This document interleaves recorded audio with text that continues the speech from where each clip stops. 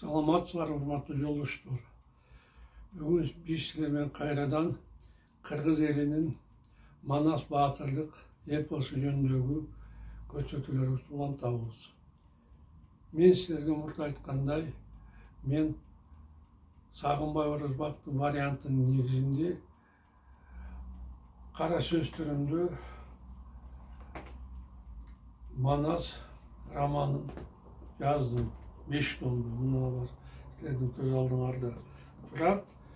Бул 5 томду романды мен Кыргыз Республикасынын билим берүү жана илим министрлигинин алдындагы билим берүү академиясынын текшерүүсүнөн өткөрүп, азыркы учурда менин бул чыгармам орто мектептердин кыргыз адабияты программасына киргизилип, Манас эпосун окууда кошумча адабият катары сунушталган. Биздин окуучуларыбызга Манасты окуу үйрөнүү оңой болуу үчүн мен ушундай ойлоп 8-11 класстын окуучулары үчүн мындай кылып жумушчу дептерин түздүм. Бул жумушчу дептерлер дагы азыркы учурда окуу программасына киргизилген. Азыркы учурда мен Манас үчүлтүгүнүн 2-чи бөлүгү болгон Семетей эпосу боюнча кара сөз түрүндө роман жазып жатамын. Азыркы учурда анын 1-чи тому бүтүп, 2-чи томун үстүндө иштеп жатамын. Биздин баатырлык эпосубузду дүйнө жүзүнө кеңири жайылтуу максатында мен 5 томду толук ойдон жана Семетейдин 1-чи томун толук ойдон орус тилине котордум. Өзүмдүн чыгармамдын орусча жана кыргызча варианттарын сатуу үчүн атайын сайт ачтым, epos-manas.com деп. Жана ошол сайтка өзүмдүн чыгармамдын орусча жана кыргызча варианттарын койдум. Кимде ким арды алууну кааласа, ушул сайттан алып окуса болот. Мындан тышкары азыркы өзүмдүн видео ролигимди мен кыргыз тилинде гана эмес, орус тилинде да чыгарып жатам. Жана бул орус тилиндеги видео роликтерим азыркы учурда дүйнөнүн 112 тилиндеги субтитрлер менен коштолуп жатат. Бул деген дүйнөнүн кайсы жашоочусу болбосун, өзүнүн эне тилинде же өзү жакшы билген тилде биздин Манас эпосу менен тааныша алат деген маанини билдирет. Ошондуктан мен силерден суранарым, эгерде мүмкүнчүлүгүңөр болсо, бул видеоролик жөнүндө, Манас эпосу, Манас романы жөнүндө жакынкы жана алыскы чет мамлекеттерде жашап жаткан өзүңөрдүн тууган уруктарыңарга, досторуңарга, тааныш билиштериңерге айтып койсоңор, Манас эпосун жайылтууга чоң көмөк көрсөткөн болот элеңер. Эми болсо, мен силердин уруксатыңар менен өзүмдүн романымды окууну улантсам. Аба деп Манас жанындагы кум саат турган бакайга арсыңдап күлдү. Жагдай башкача болуп кетти го. Биз тажиктерди ак балтага тийгендиги үчүн толук бойдон кырабыз деп чечкен элек. Шоорук болсо кызым бизге тартуу кылып отурат. Эми эмне кылабыз аба? Манас эмне деп жатат деп кыжырып келди бакайдын. Шоорук мунун баарын бизди алдоо үчүн кылып жатканын эним түшүнбөй жатабы? Ушунча аялдарды жесир, балдарды жетим кылып, мал мүлкүн чаап алган бул шымшыкты аягандын эмне кереги бар? Эң өкүнүчтүүсү, ага тийишпесе, Шоорук эмнеге бизге кол салды? Мындай душманды аябаш керек. Бир жолу ыйлаган көздөн кайра жаш чыга берет деген элибизде акыл кеп бар. Шоорук бизге азыр душмандык кылдыбы? Демек, Кийин дагы тойлуу учурда кастык кыла берүүсү мүмкүн. Аны бизге чыныгы дос болот деп ким кепилдик бере алат? Эч ким. İçindeki oyun açık айтымдан тартылган Бакай эндисине сүрдүү карадым. Эмне кылууну өзүң бил, баатыр. Манастын күлкүсүн жактыра бербей бурк этти Бакай. Анын ниети кабыл алынган чечимди жүзөгө ашырып, тажиктерди толук кырып экендигин түшүнгөн Манас күлкүсүн тыйып, Бакайга улуттуу карады. Аба, деди баатыр. Сөздөрүмө ачууңуз келип жаткандыгын мен эң сонун түшүнүп жатам. Бирок бул жолку ачууңузду мага берип, андан жаныңыз астыңа келди каныңыз. Каныңдын обол олжосу ак тилине салыңыз. Жүрсөңүз тирүү табылар дүнүйөлүк малыңыз. Душманды аяганда эмне кереги бар? Кабагын түштүrdü Бакай. Kan başı bolsa köpürü, kapile vakta ötmüyor deyip kandı bir ölgöndü. Özünüz aytkan elеңiz. Şoğuruk okşoğun kan eken. Özünüzge sıyınıp, ötünüp gelgendikten aytkanın atkarыңыз. Tacik'tin kanı 600 Karamanlı'da 40 tövge cüktü. 31 kızı tartılığa alıp geliptir. Alıp gelse kelgendir. Şoğuruk bunu sağa alıp geldi. Buğa menin kандай тиешем бар? Жоқ. Siz menin avamsыз, ağamsыз. Sizden ruhsatı iş kılsam, meni Kuday urбай o. Ошондуктан kızlardan birdi alıp, оңдур аба жаныңды, астыңа мынчап келген соң, оңуна салгын каныңды, жылмая карады абасынан Манас. Аны Шоғыруктун өтүнүш аткарууга даяр экендигин түшүнгөн Бакай башын чайкады. Иним, дагы деле айкөлдүгүң беришендигиң калбаптыр. Душман аяган каралуу, катын бала чакасы жаралуу деген сөздү унутуп жатасың. Анын эл журтун аман калтырсаң да, Шоғыруктан өзүң үй бүлөсү менен даргасуу керек. Ушунда сен биринчиден элдешки душмандарыңды жок кыласың. Экинчиден анын элин жүрөгүнүн үшүн аласың. Муну түшүнбөстөн баатыр иним тажиктер менен кудалашкысы келип калыптыр деп ойлогон баатыр оор улутунду. Эми эмне дейт элем? Сен каныбыз болгондон кийин айтканыңды аткарбаганга эч кандай чара жок. Мен сөздөрүңө макулмун деп ичинен Манастын жоомарттыгына таң калган Бакай аскерлерге калмактарды чабууну токтотууга буйрук берди. Шоғырук менен бирге Ордого келгенден кийин Манас тартууга келген кыздардын өңү түсүн келбетин көрүп аябай таң калды.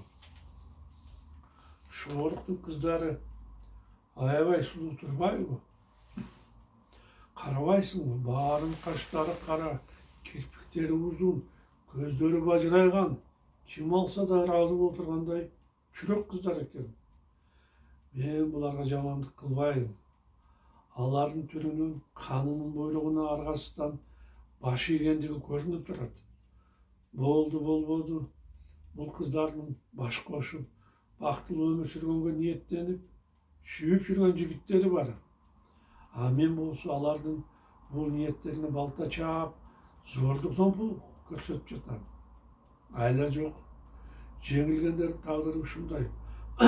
Бирок Кудайдын алдында биротолуу күнөөкөр болбоо үчүн мен кыздарга өз тагдырын чечкенге мүмкүнчүлүк берейин деп ойлогон Манас күтүүсүз буйрук чыгарды.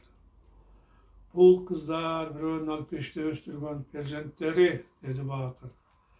Мен башка бирөөгө тиет элем деп өмүр бою арманда жүрбөө үчүн жигиттерди тандап, алар өздөрү каалаганга тийсин. Кыздарга өз тагдырын тандап алууга мүмкүнчүлүк берилип жатканын уккан Шоғырук кулактарына ишенбеди. Бул Манас эмне деп жатат? Ал кантип, эмне себептен кыздарыбызга ушундай эркиндикти берди? Адатта мындай болбой, жеңіп алғандар қыздардың тағдырын өздері шешіп, қаласа үйленіп, қаламаса аларды зордоп, қордоп, өлтіріп, айталағы таштап кетішетілі. Манас болса қыздарымызға ушундай урмат көрсөтүп жатат. Мұны Берешен, Айкөл дегендер шындықты айтышқан турбайбы деп таң қалғанынан башын чайқады қан. Бұл бұйрыққа Манастың жомарттығына елдің бары баа беріп таң қалышты. Ошондо баатыр қыздарды октоға чыгарып, алардын алдына өзүнүн бүт аскерлерин жыйып салды. Бирок кыздар уялып, жигиттер тандоону бир топко чейин баштабай турушту. Сен танда, сен карма деп баары кысталып, камалып турушту.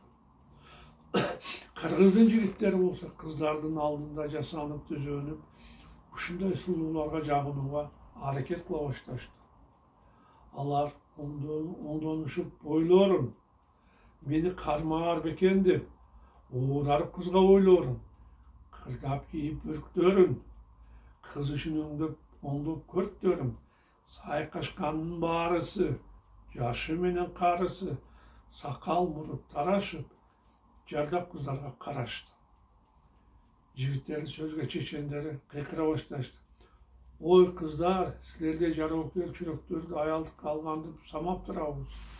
Силер көзүңөрдү ачкыла, өзүңөр каалаган жигитти тандап алгыла.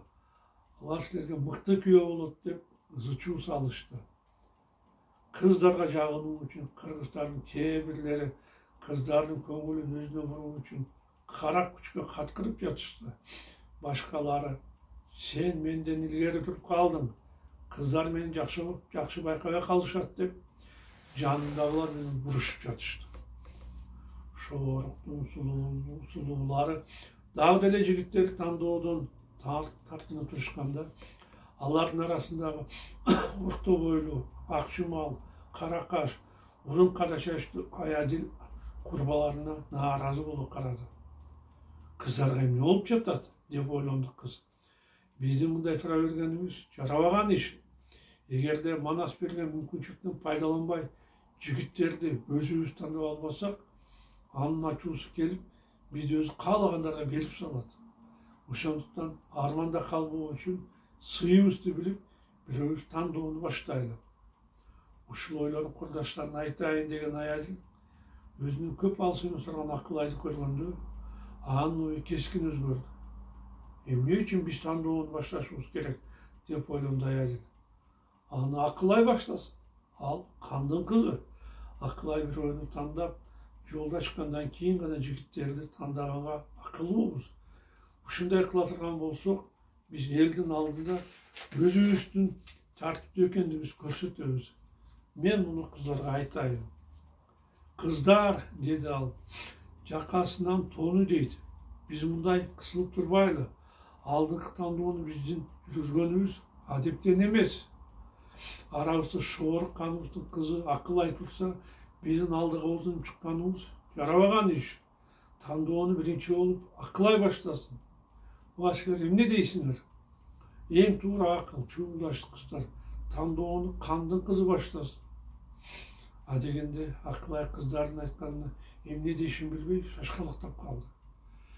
Кыздар туура айтып жатышат деп ойлонду ал акылын жыйып алгандан кийин. Аядил эң сонун ойду берди. Атам элдин каны. Мен анын кызы катары бул тандоону өзүм башташым керек. Ушундай кылсам, каалаган жигитимди тандап алам. Мен кимди тандасам экен? Акылай алдында турган кыргыздын жигиттери сынай карап, көз жазымынан өткөрүп, саптын башында турган Манасты көрдү. Атам мени Манаска берген эле. Анын көңүлүн ренжитпейин. Мен эмнеге берешендик кылып, кандын кызын колундан чыгарып жибердим деп баатыр пушайман болбосун. Манас нааразы болсо, тандоосу жокко чыгарып, өзү каалагандай кылып, кыздарды жигиттерге берип салуусу мүмкүн. Бизди ушунча урматтагандан кийин, мен да аны урматтап, Манастын өзүн тандап алайын деп чечти Акылай.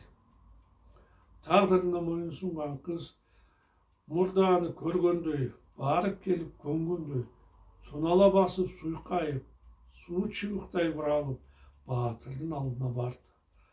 Болгон бизге керим, болсун мага манас эрим деп Акылай баатырдын колунан акырын кармады. Муну көргөн эл ыраазы болуп чуулдады. Акылай эң мыкты тандоонду жүргүздү. Ал кыз болсо да анын башына дөөлөт конду. Тарчандын кыздары да буга аябай ыраазы болушту. Кана эмесе кыздар деп кайрылды курбаларына аяды. Акылай жолубузду ачып, теңин тапты. Биз андан артык белек. Келгиле, биз да өзүбүзгө ылайыктуу жигиттерди тандайлы. Ортодо турган 30 кыз өздөрүнө жаккан жигиттерди бирден тандаганда, ошол жерде турган кыргыздар каткырып күлө башташты. Кыздар тандап алган жигиттер кыйынсынып жүрүшсө, мындай үлүштөн кур калгандар шылдың сөздөргө калышты. Сен аябай мыкты, кыйын жигит болсоң да, бул сапар кыздан куру калдың деп аларды жолдоштору азилчин аралаш шакаба кыла башташты. Мындай жигиттер да жөн калышпай дароо жоопту берип жатышты. Оба, мен мыктымын, бирок тигил кемпай алдымды тосуп алгандыктан кыздар мени жакшы көрө албай, башкаларды тандап кетишти деп каткырып жатышты. Мындай тамашаларга Манас да күлдү. Баракелде жигиттерим деп ойлонду баатыр. Барга да жокко да ыраазы болгон азаматтарымдын баатырлыгына, эл жүрөктүүлүгүнө ким да болсо суктанса болот. Менин өгөлгөн таянар тоом, ишенер канатым ушул жигиттер. Алар эсен соо болсо, мен эч кимден коркпой бүт дүйнөнү чаап алам. Жигиттер мага чын деле ак ниет менен кызмат кылышып, душмандан тайманбастан согушуп келе жатышат. Мен да алардын урматын кылып, буларга жакшылап той өткөрүп берейин. Мына урматтуу жолдоштор, биздин убактыбыз соңуна жетти. Мен силер менен коштошомун. Кайрадан жолугушканча саламатта болгула.